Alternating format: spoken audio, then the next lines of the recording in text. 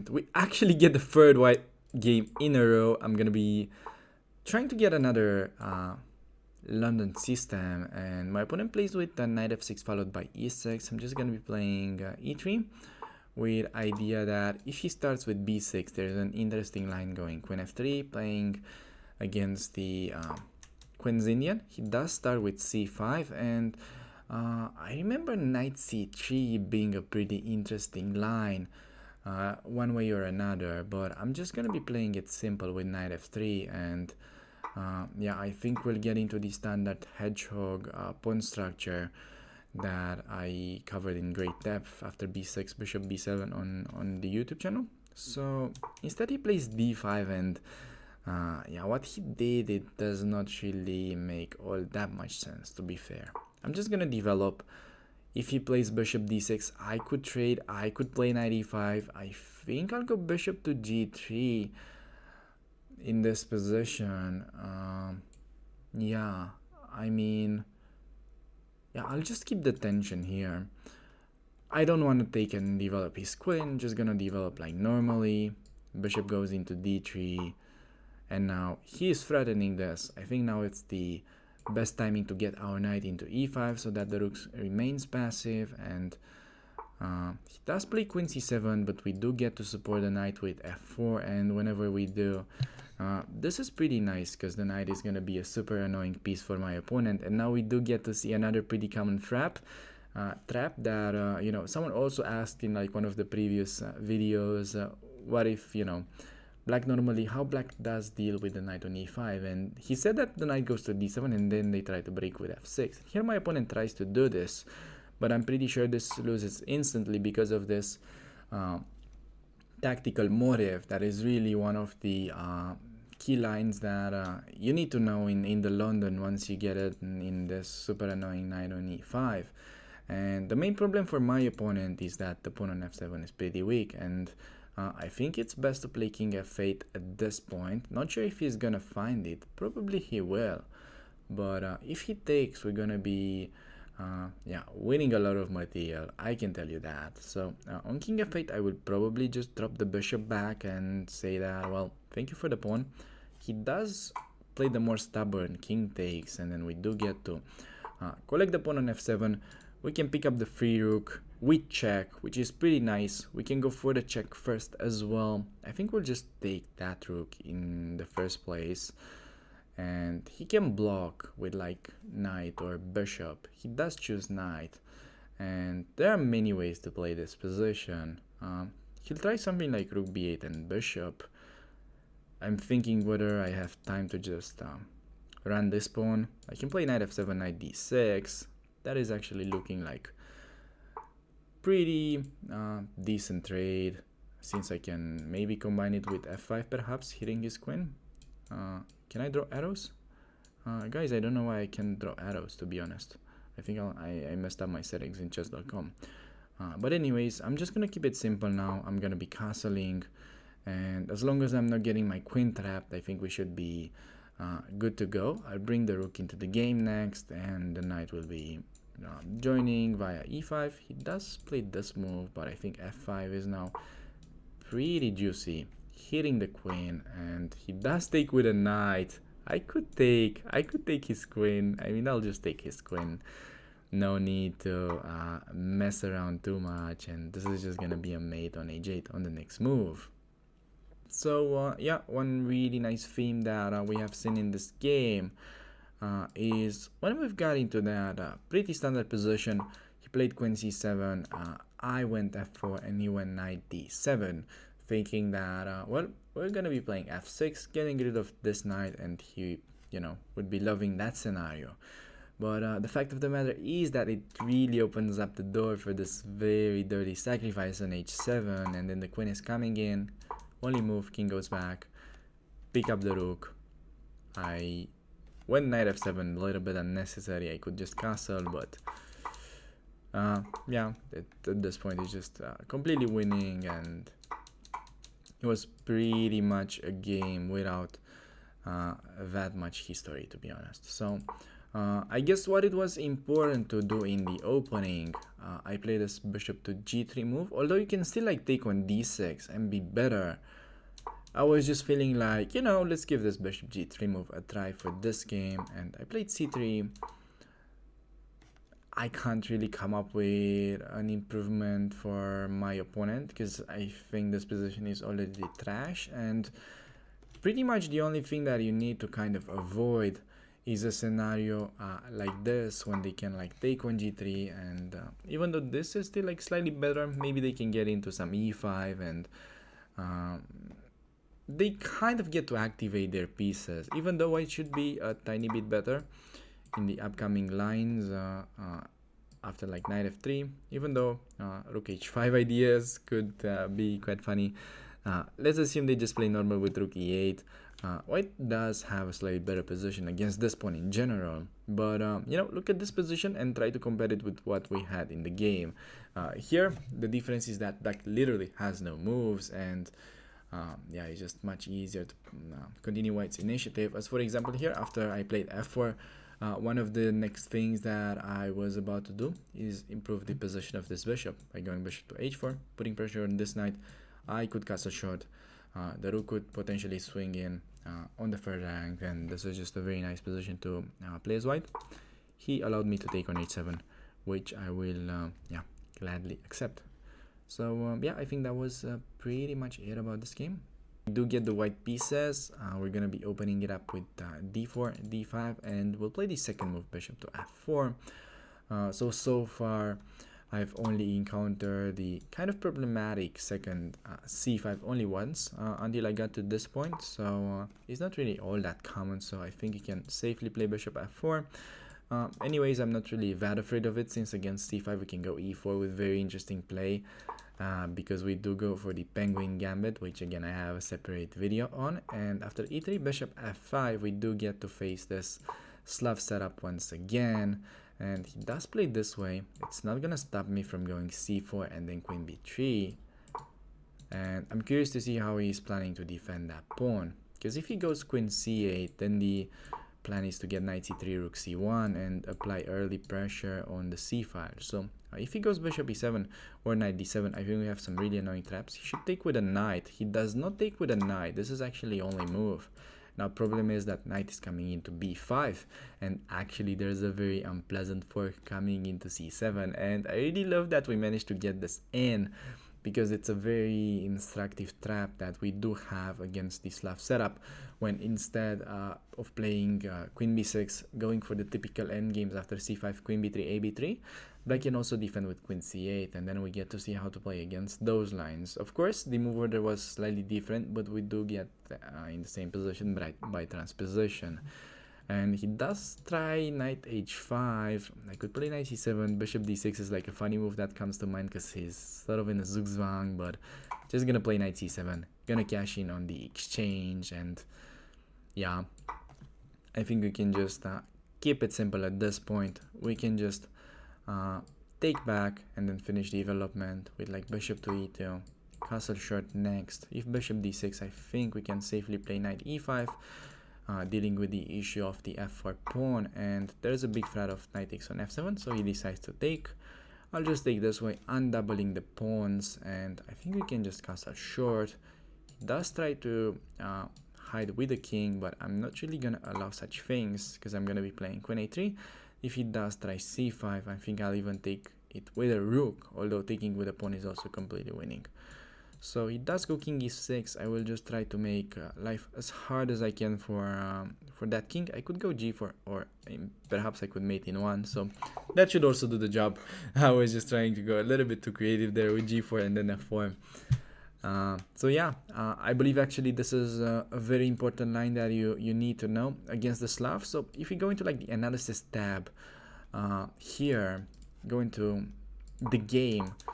The game usually would play out something like c6, we go c4, they play like e6, let's say I go queen b3 and then they defend with queen c8. Let's say I play knight c3, they go knight d7, I go rook c1, and black usually plays something like bishop to e7. And here the trick is to take, and only move is to take with a knight, because if they take it this way, you do have this knight b5 move, and even if they castle, the problem is that bishop d6 is super annoying move, and if they take, well, these two guys are gonna be hanging, and white just completely wins the game. And if they try defending, then the issue is that you could still take, go knight d6, same motive. And if yeah, what else really to defend that bishop? I mean, if they play like queen d8, let's say, the bishop to c7 is really problematic, and actually queen a3 is just the move there. Bishop c7 would lead to like a repetition, so just queen a3 putting pressure on the bishop. And against this we do have like this same motive with like knight d6, this time only winning the b7 pawn, but should be quite enough to secure a winning position from the opening. So remember this trick, going for rook c1, and then if they don't take with a knight on d5, you can go knight b5, and white is getting an easy win, as it happened in the game in a slightly improved version here, because he's not even able to castle short after I got this fork. Was simply a free win. Oh, so actually we do get the white pieces once again. Gonna be opening up with d4, and we do see d5. We'll play bishop f4. Not really that afraid of c5, because I can mate it with e4. That is one of my favorite lines. And against e6, just gonna be playing e3. He does go knight f6. I'm gonna be playing knight f3. Does play with bishop to e7. I'm gonna be going knight b to d2. I think I could also start with knight e5, but I think this should be okay. And in this type of lines, he does have ideas of going knight h5. So just to get rid of that, I'll start with knight e5, because the queen is now covering that square. And I'm gonna be playing c3. I'm not rushing with bishop d3, because he might be playing bishop a6, trading my bishop, and then I'll be losing a tempo. So I'll start it this way, and if he does go for that, okay, he plays c5. And I remember looking at something similar. It was quite interesting to play h4 in this kind of lines and delay developing the bishop. But I think also maybe just going bishop d3 and mid bishop a6 with bishop c2 might be quite interesting, and I think I'll try out that plan, because in the lines that I was referring to with an early h4, the bishop was sitting on d6 and not on e7. So in fact, he just plays bishop b7. I'm wondering if he probably has ideas to jump with a knight on e4. So for this reason, I'll start by playing queen f3, just controlling that square, making sure knight e4 is not really a playable move. And now I'm just gonna be going h4. And I'll have a very nice idea here if he takes on e5. And he does take. I'm gonna be taking with a pawn, and on knight d7, I think we'll try out this sexy move, because it's quite a common theme. Not sure if it works that well here, but usually my opponents are not really able to defend against it. Like in some positions, there's a weird bishop a6 kind of move coming in, but I could have played rook d1 at the very least in that scenario. He plays f6, and now the main point is to go for this knight g5 idea, because after he takes, we can take with a pawn, and there's a big threat of g6, so I think he should give up the bishop at this point. And I'm actually not sure if that is going to be winning for us. Probably not, but yeah, I think we do keep a lot of attacking chances against his king, so I think it's worth trying this anyways. Yeah, you shouldn't really be wasting time on this move. Bishop g5 is like really the only chance for survival. And then I think I can, like, at the very least take, go queen h7 and castle long. There might be something even better, like queen h7 plus rook h6, and then there will be a queen g6 mating idea. So my opponent is really taking his time. He does take there, but I'm afraid there is just a direct checkmate with g6, and this is actually like a very nice pattern, because we do end up forcing his king onto g6, and then we get to mate it with queen h5. So yeah, it's just forced. He has to grab the pawn. I'm gonna be playing queen h5, and yeah, there was simply nothing he could really do. And I'm really curious if the engine likes the sacrifice. If we go back a little bit, Yeah, the engine might like it. I'm pretty sure like that position is quite theoretical. After queen f3, I went h4, he took, I took, and then I could, for instance, just go queen g4, and that is solidly better with knight f3 to come.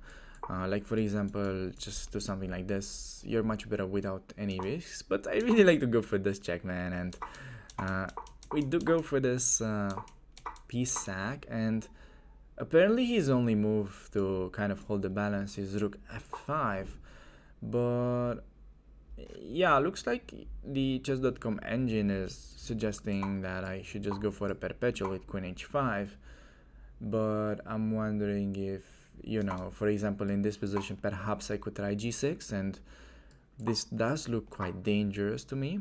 And I think if we look this up with like a stronger engine, like Lila, for example, it's gonna give white like a big advantage with this kind of ideas and just like easier play.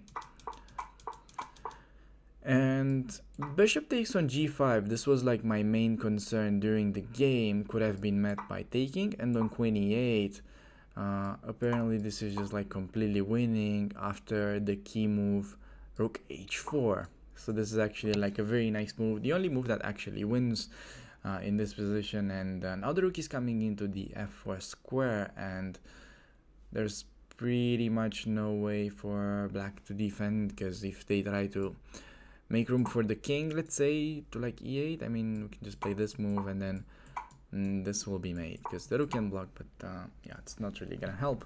So really important in this line, this rook h4 move that I haven't seen beforehand, but I obviously felt like I should be having very decent chances here with this kind of yeah, naked king. So yeah, then I think that was just this kind of final touch where I went for this check and then g6 as just the first mate that you need to know when you play in this type of fashion.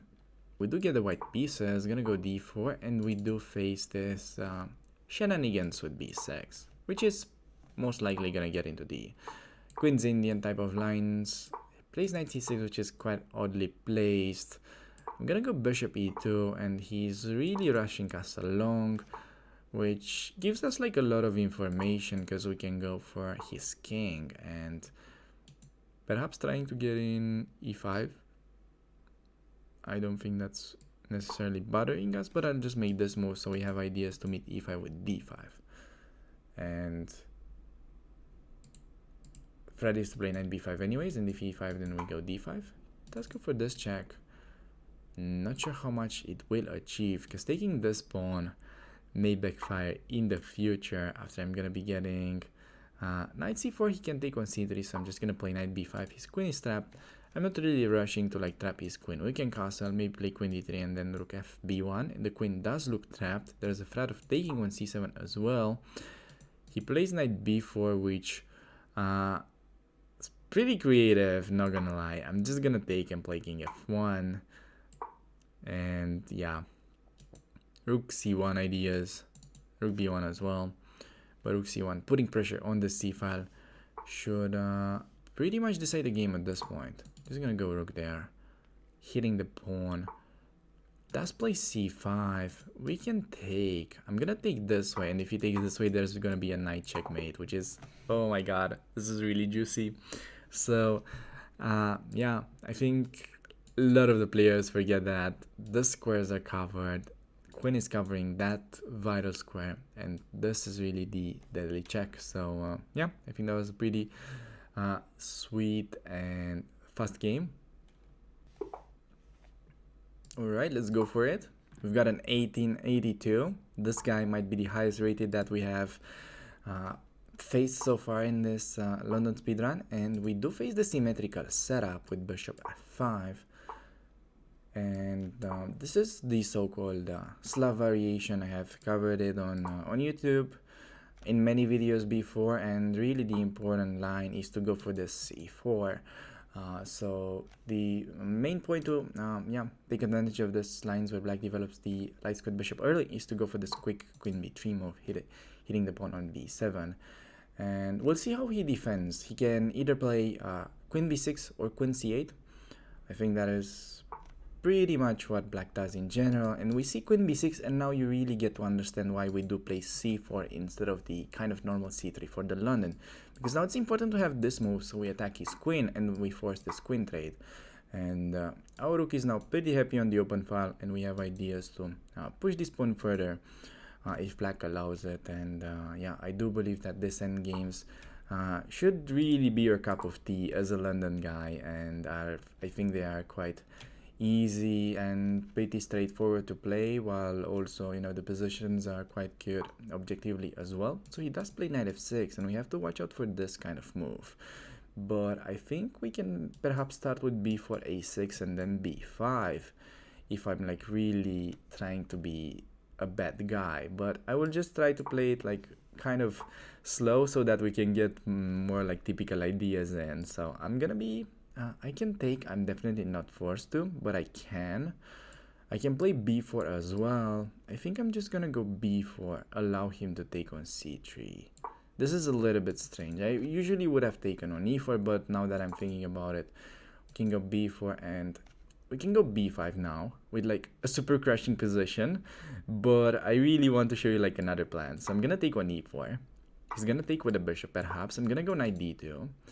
He might drop back the bishop, and then the plan is to get this knight into a5. I'm gonna be playing bishop e2 first. I think that's how we started, and then I'm gonna be getting the knight to a5.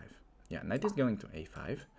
For this reason, they usually play bishop to d8 in this line, so they can take the knight.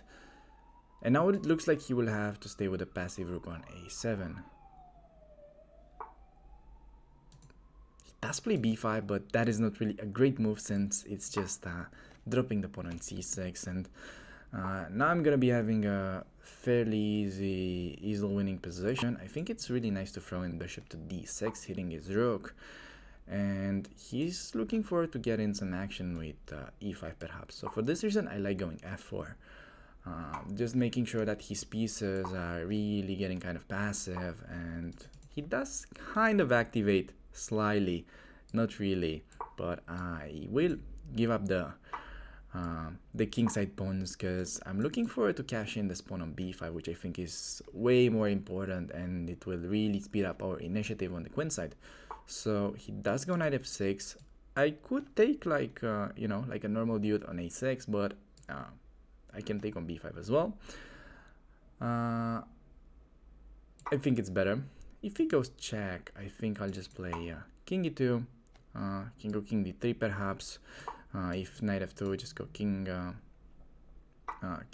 Oh, he took on d6. I've actually completely forgot about the fact that he can take, but it's still looking pretty juicy anyways, since this is hanging. I might have allowed a little bit of counterplay, but yeah, it looks okay for the time being. I can go knight e7. I can also just simply take that pawn. Yeah, we do get to take. This is, you know, a very kind of nasty pawn to have. He does play g5, really asking for like quick d7 to d8. I think I'm just gonna go d7. I don't know. I could also go for the rook trade. I think I'm gonna do it this way. If he takes, I'll take. Maybe I could have, but what is he doing? Like, this is literally the worst thing he could have played, and he just done it.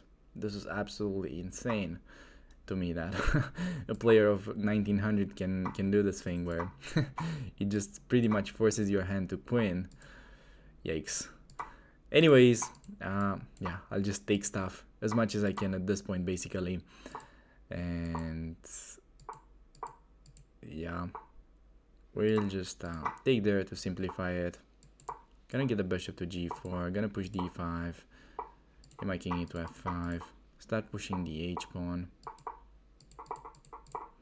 Yeah, I gotta get a queen. He's not even like close to flagging me. I'm gonna go check and then mate.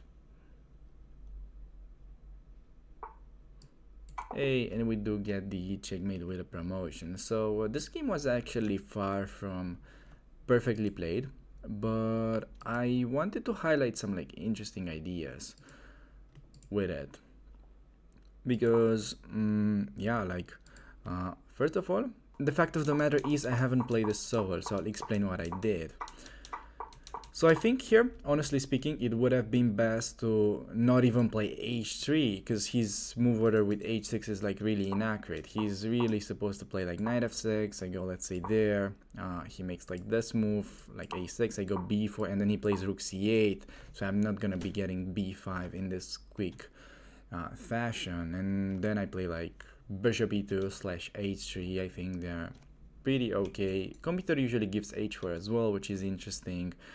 But the game will continue like this, and what I really wanted to show is that, well, now there are some ideas of going knight h5, could also start with knight d2, but h3 is mixing pretty well usually. Let's say they castle, we go knight d2, and yeah, how actually black plays? They usually go like h6, knight b3, threatening to play this move, they play like bishop d8, and now I like to throw in this move, hitting the rook, and after rook 8, knight a5. Hitting this pawn, they have to take, and now like a lot of players would just take with the rook, which I would have done before studying it, and it's a pretty dumb move actually, because you can take with a pawn, and now we have a very juicy idea to go for this rook lift, and then the pawn on b7 will be really hard to defend. So I just won an incredible amount of games just by attacking that pawn on b7 and eventually winning it. And I'm also covering this plan on YouTube in greater depth. So now you get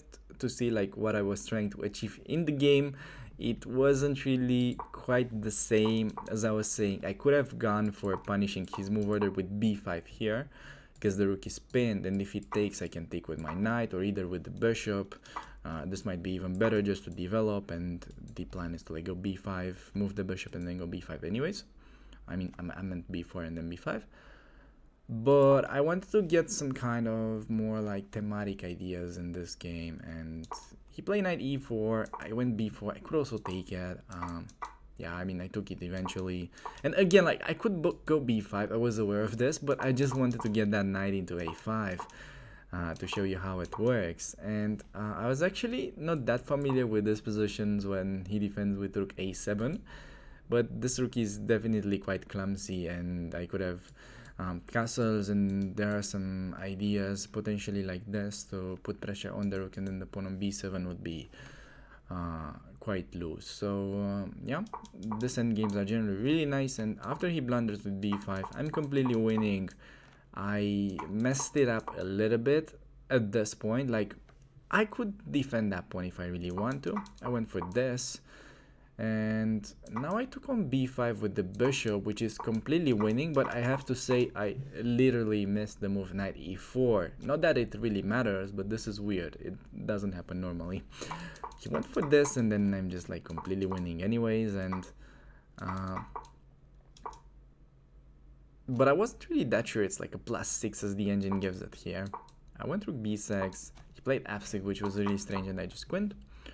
So then it was like pretty straightforward, but yeah, that's usually like how you should be punishing this kind of Slav setups when they try to mirror you in the London. You go for this c4 quick play combined with queen b3, and the key idea is to play c4 so you can meet queen b6 with c5. So okay, I think we made that one clear by now, and we can try to get like a new game. Let's go for the next 3 minutes game. We do get the white pieces, and we're facing someone who's rated 1900, so we are getting into some pretty high elo games. Gonna go bishop f4 e3. He does play the Slav setup. Man, what is this with these people? Everyone playing the Slav setup today. We do get c5. I explained it earlier why this is so great. We'll try to get into some kind of key ideas. Gonna go b4. Actually start with knight c3, because if I go b4, might transpose to like the same thing, but he can take on b1 as an additional option. So just to avoid that, I'll start this way. He plays knight there, but this is actually a bad line for my opponent, because I can go b4 and get a quick b5 in. He can take on f4, I will take back, and even if he plays a6, it's not really gonna help, because I'm gonna go b5 anyways. Gonna play b5. Gonna take there, gonna be pushing this pawn now, heading towards b5. This is really unpleasant for my opponent to deal with. His pieces are really kind of stuck, and this threat is just very unpleasant. I'm gonna be developing my bishop with tempo if he takes, and actually there's a very annoying threat of trapping his rook, which actually ends up happening in the game. And yeah, I mean, I could play there just to be funny. I'm gonna take, keeping it more serious. Gonna be going knight e5, idea to play knight c6. I could castle anytime as well. We're gonna trade a pair of knights, I'm fine with that. I'm gonna be playing f3, hitting this bishop. And on bishop to f5, I could go g4.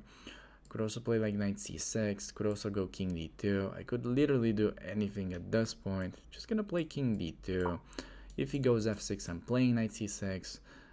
If not, I might just go g4, bishop g6. I'm gonna get rid of that, I'm assuming.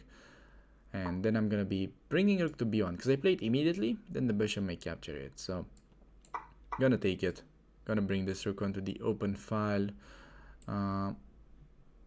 Yeah, if he goes a4, we'll just start hitting the pawn. Does go there. Gonna go rook b7, further activate, and then this is a thing. Okay, just gonna push my pawn, and he will have to give up onto some stuff. I'm gonna play king d3. If he plays rook c8, we do take this, and we end up attacking the bishop at the end.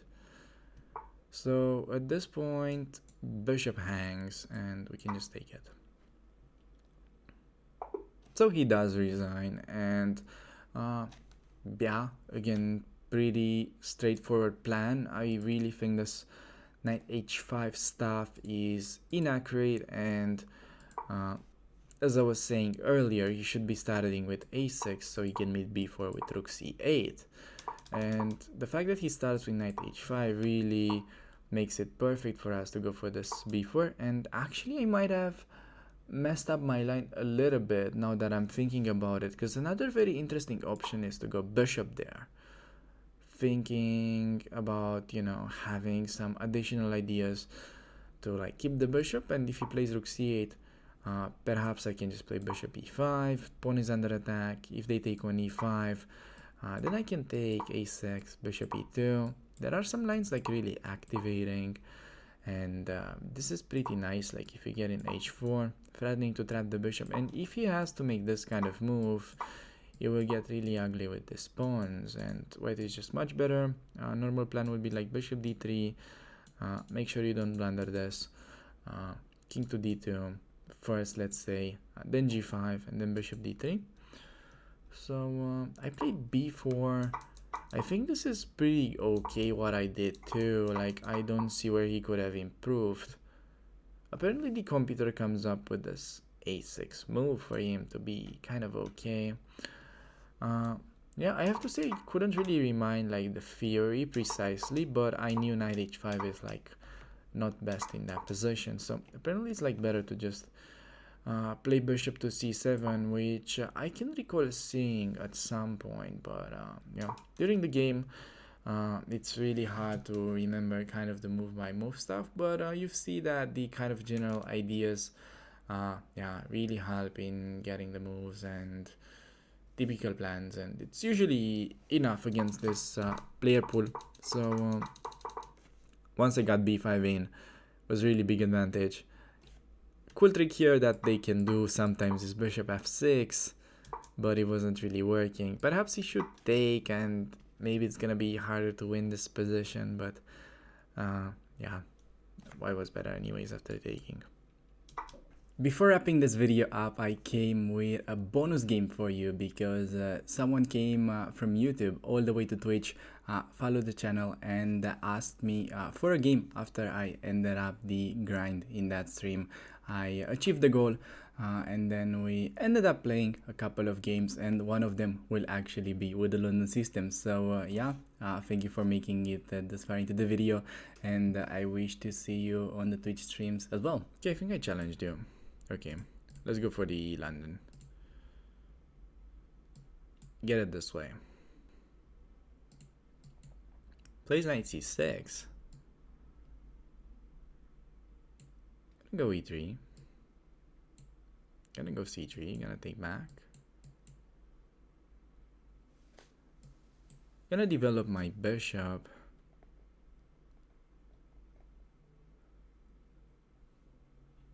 Plays bishop d7, which is pretty fair.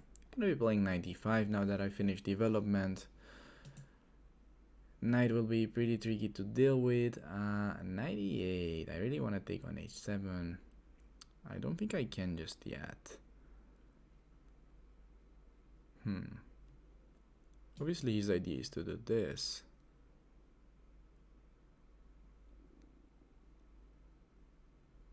I think I'll make this move.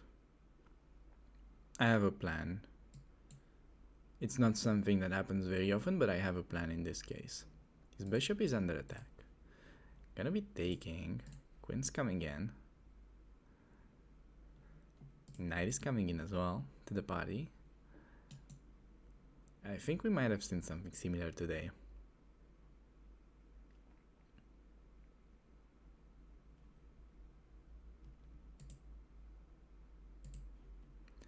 Does try f5, but there won't be any way to stop the mate now on h7. Better defensive try was f6, but I think still my position was pretty juicy.